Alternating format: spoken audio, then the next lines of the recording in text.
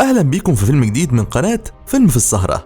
فيلمنا بيبدأ بأليش وهي بتجري في الشارع وبتقول لنا إنها ضابط شرطة، وأثناء ما هي بتجري بتوقفها عربية شرطة وبتشتبه فيها لأنها من أصول إفريقية، وبنشوف ضابط الشرطة وهو بيتعامل معاها بطريقة عنصرية بسبب لونها، وبيسألها عن سبب وجودها في المنطقة، فبتعرفه إنها ساكنة في المكان ده، وبتنفجر أليش من الغضب بسبب إهانات الضابط ليها، وبتعرفه إنها ضابط زيه بالظبط. فبيرجع كام خطوة لورا كده وبيعتذر لها، وبيقول لها انهم بيدوروا على مجرم في نفس المواصفات بتاعتك، وبيقول لها بطريقه مستفزه انت شكلك تعرفيه. فبتتنرفز أليش لكنه بيعتذر لها مره كمان وبيسيبها وبيمشي. وبعدها بنشوف أليش وهي بتزور قبر والدتها، وبنعرف انها كانت عايشه هي ووالدتها لوحدهم.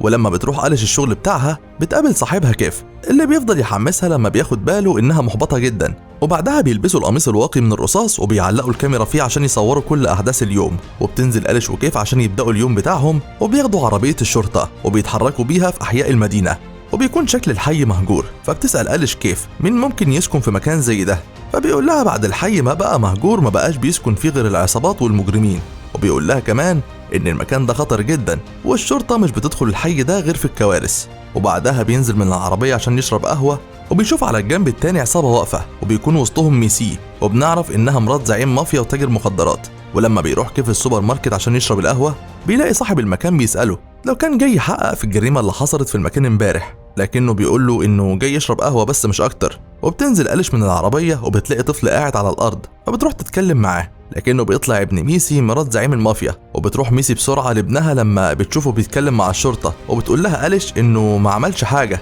وانها بتتكلم معاه بس مش اكتر. وبتلاحظ ان أليش تعرف ميسي فبتعرفها بنفسها، لكن ميسي بتطلب منها انها ما تجيش المكان ده تاني لو خايفه على نفسها، وبتسيبها وبتمشي. وبيخرج كيف وبيقول لها ان دي عصابه كينجستون، وبيطلب منها انها ما تتكلمش مع حد تاني عشان ما يحصلش مشكله. وبعدها بتدخل أليش السوبر ماركت وبتقابل ماوس، وبتقول له انها كانت صاحبه ميسي بنت عمه، فبيقول لها انه ما يعرفش عنها وعن حياتها اي حاجه غير ان ابنها اسمه جمال. وبتمشي أليش وكيف وبيرجعوا لاسم الشرطه وبيرفعوا الفيديوهات اللي صوروها طول اليوم على الاجهزه، وبيكون كيف عنده ميعاد مع مراته وبيغير هدومه عشان يمشي، لكن ضابط زميله بيقول له ان عنده نبطشيه تاني النهارده، فبتقول له أليش انها هتنزل مكانه. وبتروح للضابط اللي هيبقى معاها في الشغل وبنعرف ان اسمه براون، وبتعرفه أليش انها هتبقى معاه في الشغل النهارده مكان كيف، وبتقول له انها لسه متدربه وما كملتش شهر في الاسم، وانها كانت جندي في الجيش قبل ما تيجي هنا. وبيجي ليهم اول بلاغ وبيكون انه في شخص مسلح عامل شغب في الشارع، وبيوصلوا وبتنزل أليش وبتحاول تفض الاشتباك، وفجاه بيظهر شخص بيبقى بيحاول يقتل أليش، لكن اول ما برون بيشوفه بيمنعه وبيثبته وبيكون عايز يقتله، لكن أليش بتمنعه وبتقول له ما ينفعش تعمل كده. وبتفضل تزعق لبرون وبياخد برون منه السلاح وبيعرفها انه كان بيحاول يقتلها. وبعدها بيروح المطعم وهناك بتعتذر أليش لبرون، وبتيجي مكالمة لبرون وبيتحركوا بالعربية بسرعة. ولما بيوصلوا بيقول لأليش ما تنزليش من العربية، وبيكون في شخص بيحاول يسرق العربية اللي واقفة قدامها، وأول ما بتتحرك ناحيته بيهرب لكنها بتصوره. وبتسمع صوت ضرب نار في المكان اللي دخل فيه صاحبها برون، وبتجري بسرعة ناحية الضرب.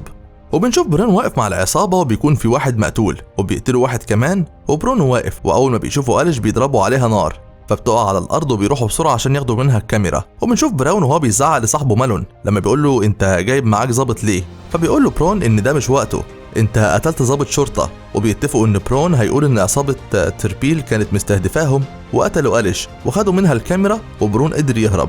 لكن بنشوف أليش وهي بتهرب وبتكون لسه عايشه بسبب القميص الواقي، وبيفضلوا يندهوا عليها عشان ياخدوا منها الكاميرا، لكن بتطلع الجهاز بتاعها وبتبلغ باللي حصل، لكن بيكون مالون هو اللي بيرد عليها وبيقول لها انه جاي عندها. وبتهرب من المكان وبيشوفها واحد من افراد العصابه وبيضرب عليها نار، لكنها بتهرب وهو بيجري وراها. بتطلب المساعده من السكان لكن محدش بيساعدها، وبتستخبى في مكان وسط البيوت. وبتشوف أليش عربيه شرطه معديه وبتجري وراها عشان يساعدوها، ولما بيقفوا بتعرف نفسها وبتقول له ما يبلغش من جهاز اللاسلكي عشان العصابه هتعرف مكانها وهيقتلوهم. وبتركب معاهم عربيه الشرطه وبتشكوا انه مش ظابط، وبتسمع صوت في اللاسلكي بتاعها بيقول انهم مسكوا أليش، فبتهرب منهم بسرعه وبتدخل عند ماوس وبيلاقي أليش، وبتطلب منه يساعدها لانها نزفت كتير، فبيقول لها انها تمشي من المكان. وبتاخد الموبايل بتاع ماوس وبتكلم كيف وبيقول لها انه هيروح لها.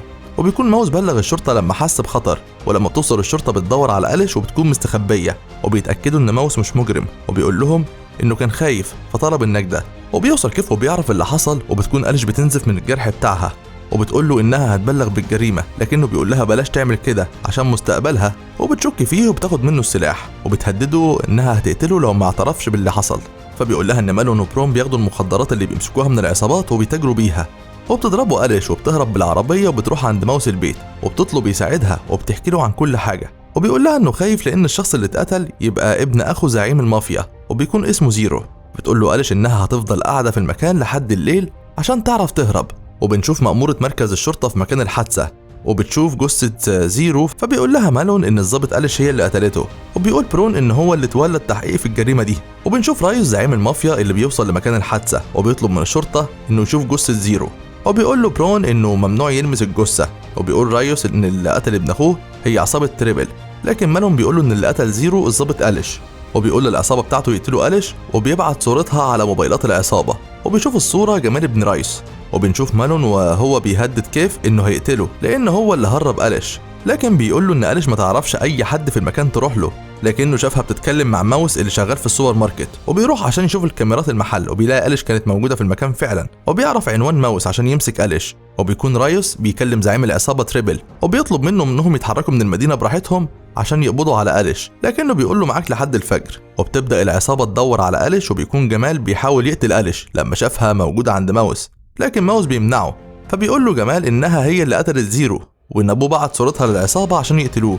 وفي نفس الوقت بيكون مالون وصل لبيت ماوس وبيكسر الباب، لكن بيقدر ماوس وأليش انهم يهربوا من المكان، وبتقابلهم مجموعة من العصابة وبيضربوا عليهم نار لكن بيقدروا يهربوا، وبتضرب أليش عليهم نار وتقتلهم، وبيظهر واحد من العصابة بيحاول يقتل أليش لكن ماوس بينقذها، وبيكون ماوس اتصف رجله، ووقتها بتوصل عربية تبع درايوس وبيخطفوا ماوس، وبتنهار أليش بسبب اللي بيحصل لأنها هي السبب. وبنشوف رايوس وهو بيعذب ماوس عشان يعترف على مكان أليش لكنه مش بيعترف، وبتقرر إن هي اللي هتروح الحي الخاص بداريوس وعصابته، وبتدخل في مكان متداري وبتفتح الكاميرا وبتسجل إن الكاميرا موجود عليها فيلم لشرطة المخدرات وهم بيقتلوا مواطنين، وبتقول لنا إن اللي هيلاقي الكاميرا لازم يسلمها للحكومة الفيدرالية. وبتشيل الكاميرا وبتروح لبيت درايوس وبياخدها العصابة عند درايوس وبيضربها وبيرفع المسدس عشان يقتلها، لكنها بتقول له ان مالون هو اللي قتل ابن اخوه وانها مصوره كل حاجه حصلت، وان مالون هو اللي عمل كل ده عشان محدش يعرف ان هو اللي قتل زيرو. وبتقول له انها هتديله الكاميرا بس بشرط يسيب ماوس. وبيعرف براون ان درايون مسك أليش وانها هتعترف بكل حاجه، وبكده هم هيتفضحوا.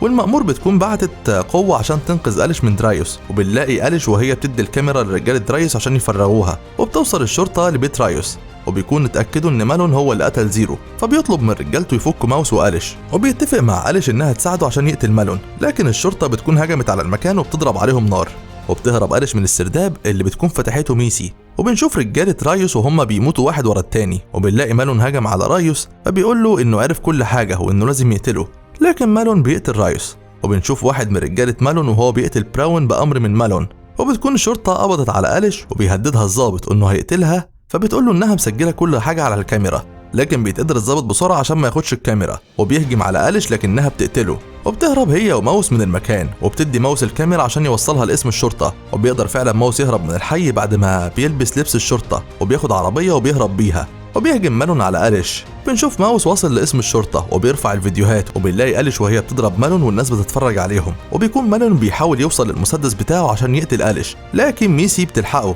وبتهدده انها هتقتله، لكن أليش بتاخد المسدس منها عشان تقتله هي. وبتكون الشرطه محاصره أليش وبيطلبوا منها ترمي السلاح عشان ما تتقتلش، وبيكون التحميل قرب يخلص في الاسم، لكن بيدخل ضابط على ماوس وبيكشفه، لكن الفيديوهات بتتحمل وبتشوفها مأمورة المركز وبتبلغ القوة انهم يقبضوا على مالون مش أليش. وبيسمع مالون البلاغ في اللاسلكي فبيحاول يقتل أليش، لكن كيف بينقذها وبيقتله، وقبل ما بيموت بيقول لأليش انها مش هتقدر تغير النظام اللي موجود في الحكومة. وبكده بيكون خلص فيلمنا النهارده. ما تنساش تعمل لايك وسبسكرايب عشان يوصلك كل الملخصات الجديدة، وما تنساش تشترك في قناة فيلم في السهرة. مع السلامة.